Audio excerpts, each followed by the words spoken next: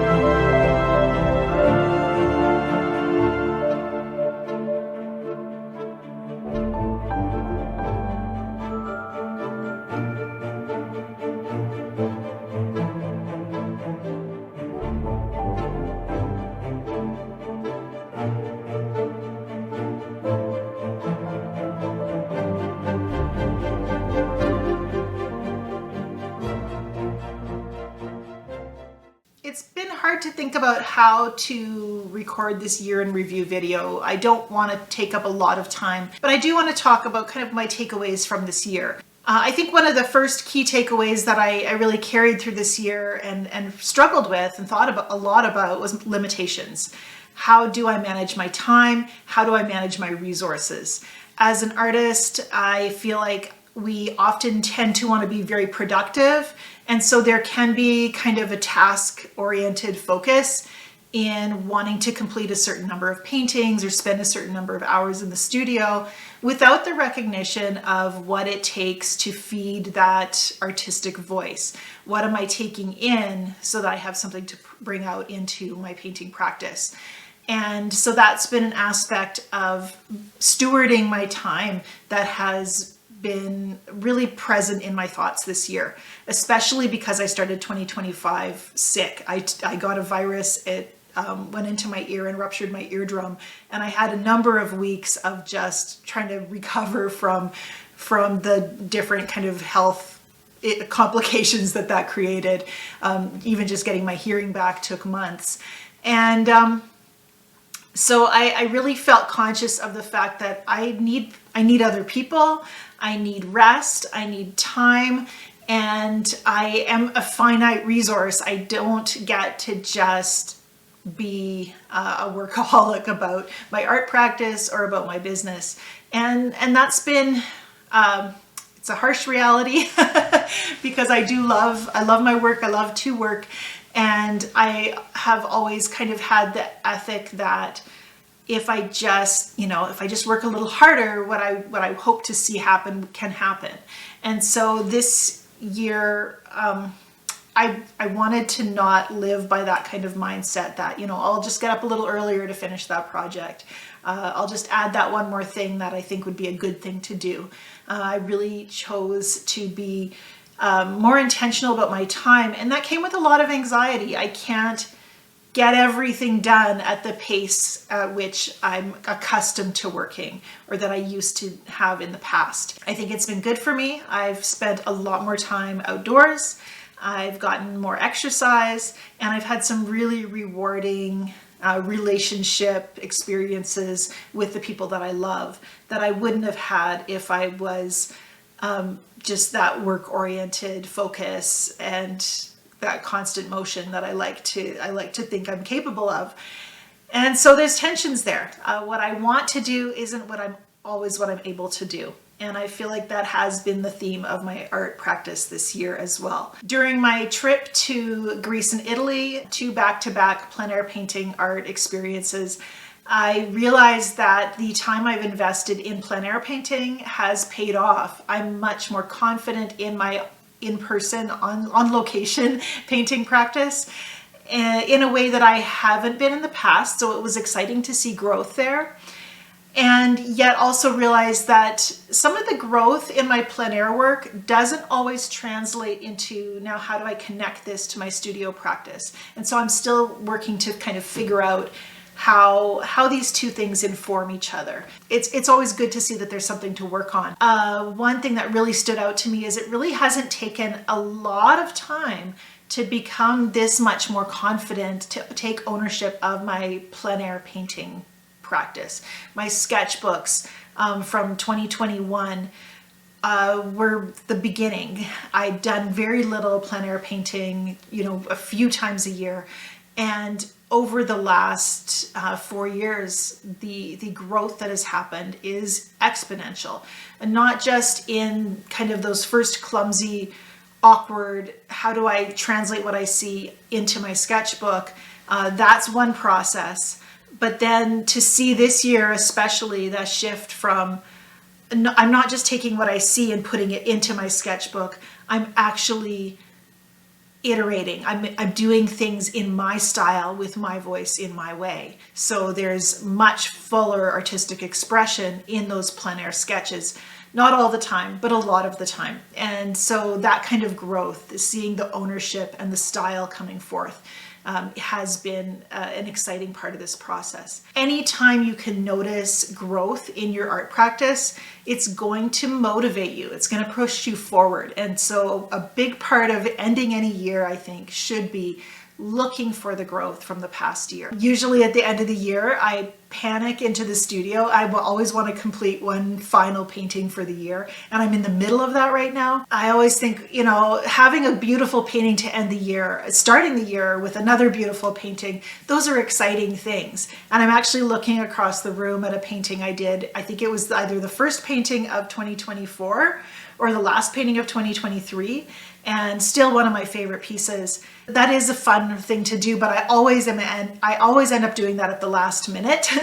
Let's figure out something I can paint quickly so I have something to say this is my last painting of the year. And so regardless of how much time you had to paint this year, how much time you made to paint this year, look at the few paintings you did, the many paintings you did, and watch for those transitions of growth. Watch for those little indications that you're taking ownership of an area of art that maybe you felt less confident in previously, or a little glimmer of some stylistic decisions.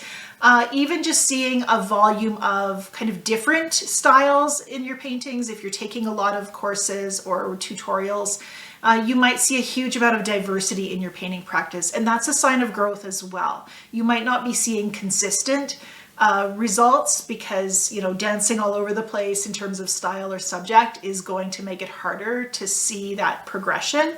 But you're still seeing those signs of growth, and the stacks of paintings, however big they are, whether they're failures or successes, they're signs that you are growing. And one of the things that I did this year, as I thought about my year finishing up here, I went through my studio drawers and I pulled out every painting that I did this year. And some of those are unfinished pieces. Some of them are ones that just didn't kind of sing to me. They're done, but they're not great. And put all of those in a stack. And then the ones I really feel like maybe these are there's something of value here that's going to kind of stand as part of my artistic body of work. Those are the separate, much smaller pile. And it's wonderful to be able to see both of those piles, to say, here's time invested, here's the results I'm actually excited about. And all of it was necessary for me to be able to grow this year. Another area where I feel like I saw some changes this year. This year, I felt like I was more authoritative in a couple of areas. One is that I was more adamant about my position on how artists and art critics talk about design. There are a couple of different ways that people categorize art. There is the experimental art that generally makes some kind of statement. And you'll see this in performance art, in art installations, different things where people are not necessarily crafting art as much as getting a point across.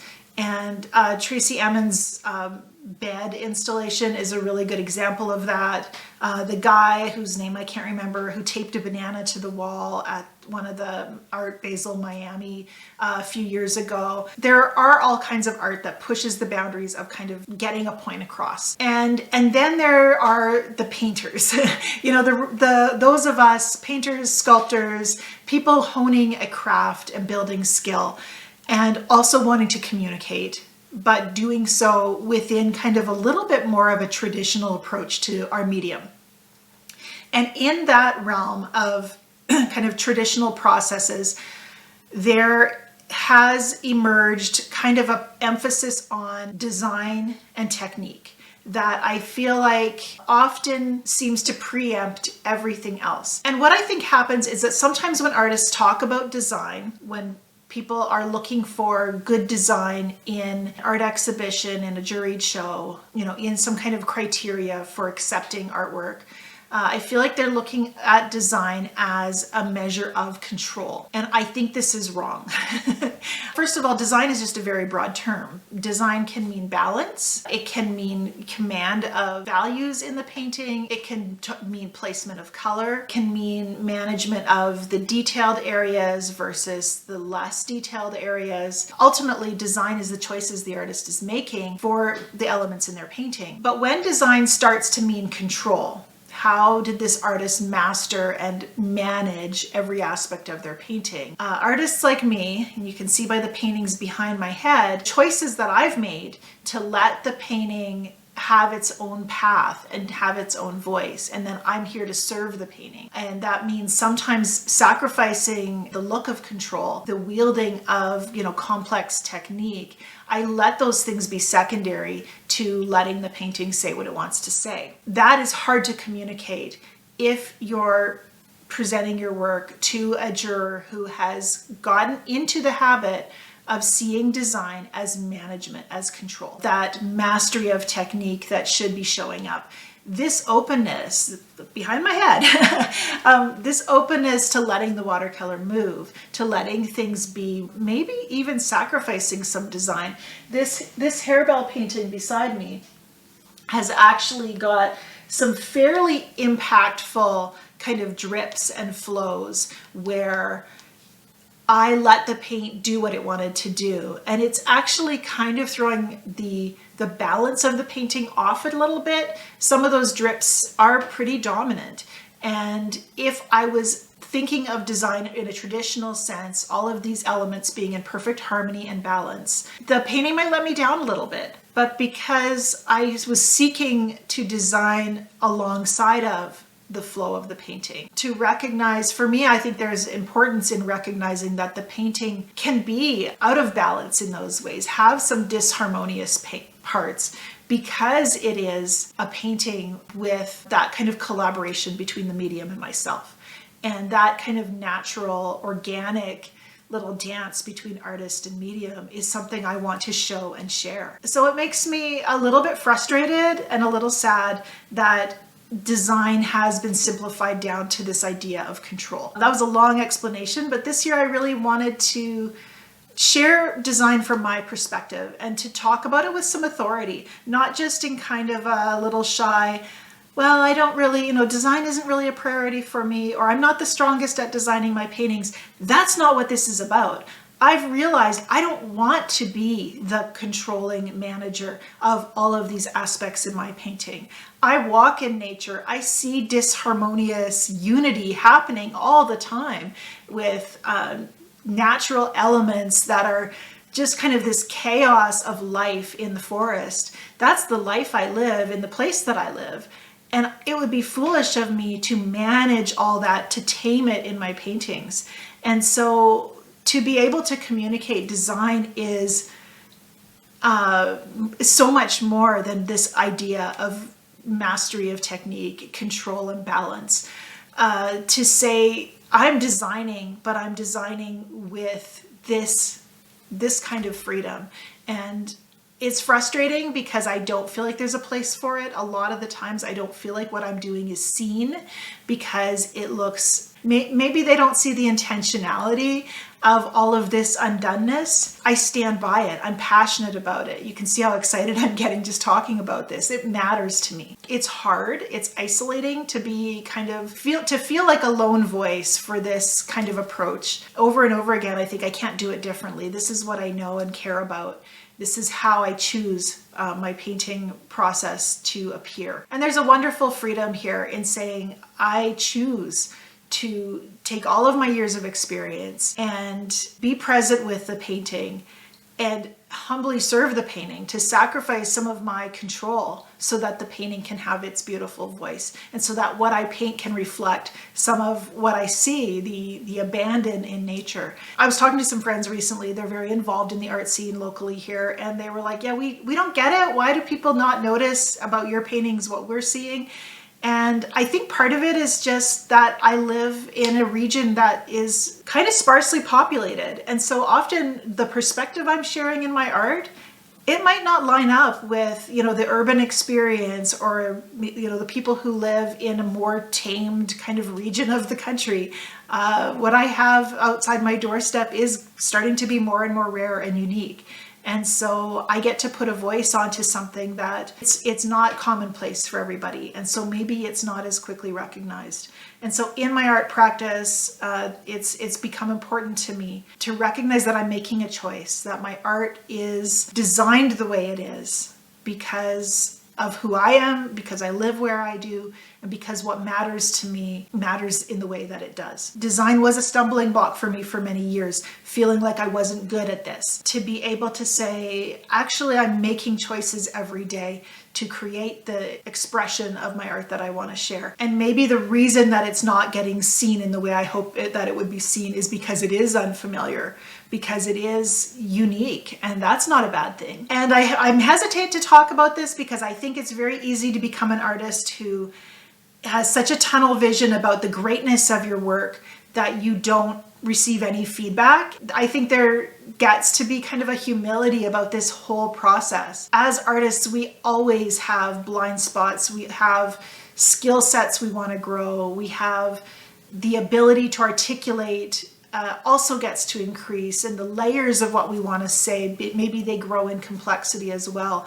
And all of that growth gets to be exciting, and growth gets to be something you're continually challenging yourself and pushing forward and open to feedback and open to criticism. We also get to be true to who we are and what we want to express, and to stand by that with, this is what I have to share. This is how I know how to share it. And I'm not going to be ashamed of it simply because, someone else might have a criticism. I see in my work something that matters to me, and that's what I want to communicate. So that was an exciting realization this year, was that I can understand the trend in terms of how people talk about design, and I can also teach maybe a broader or more expansive way to look at it. Anybody who's an artist, I know for me, that feeling of feeling limited, that I wasn't good at design because my paintings didn't have that certain kind of control that seemed to be in vogue. I love the fact that I can teach and talk about design from a much more expansive perspective. How do you want to prioritize all of the different elements that make a painting what it is? And by necessity, what are you going to reject in order to make your painting say what you want it to say? Because you don't get to bring, you don't get to throw everything in the kitchen sink at it.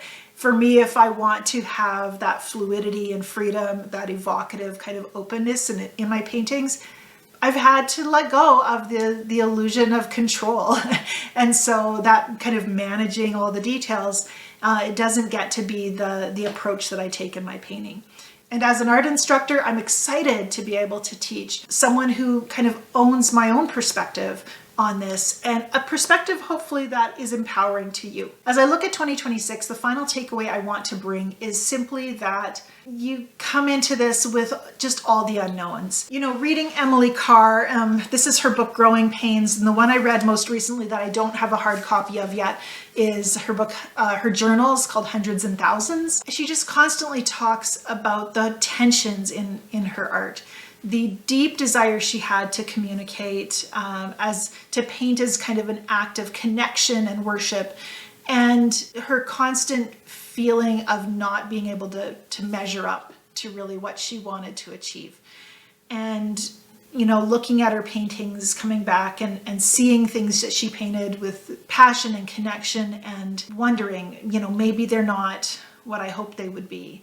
They looked so dismal on the wall, you know, when other people were looking at them, and she felt so self-conscious, I think. And so as I go into 2026, what I'm realizing is we don't get to have answers. We get to come at this with all the question marks. And in the last few months of 2025, I've really felt that same kind of sense of not knowing. And I think my conversations with my husband, as I talk about the future of my art, they're always full of question marks. And he usually says to me, you tell me this every year. You know, you're expressing doubts, and you don't know what the future holds, and you don't know if you're going the right direction.